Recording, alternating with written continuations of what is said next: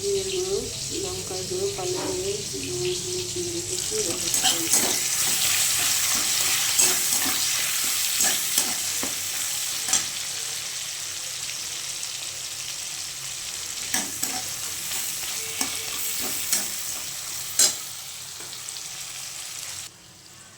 দেখো সব দিয়ে দিয়ে মাছটাও দিয়ে দিচ্ছি। ঝোল ফুটে গেলে আমার পাবদা মাছের হালকা পাতলা ঝাল একদম রেডি হয়ে যাবে।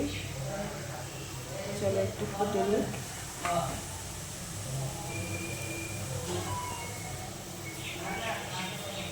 গরম ভাতের সঙ্গে দারুণ লাগে।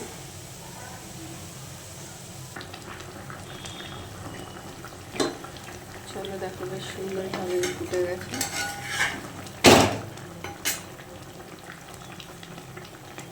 এবার আমি নামিয়ে নেব।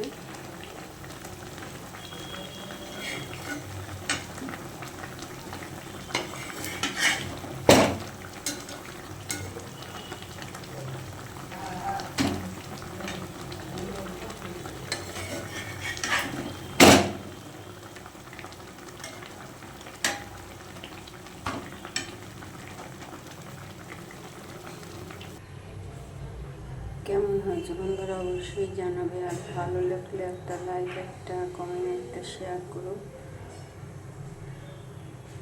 আর আমার রেসিপি তোমাদের কেমন লাগে অবশ্যই কিন্তু কমেন্ট করতে ভুলো না।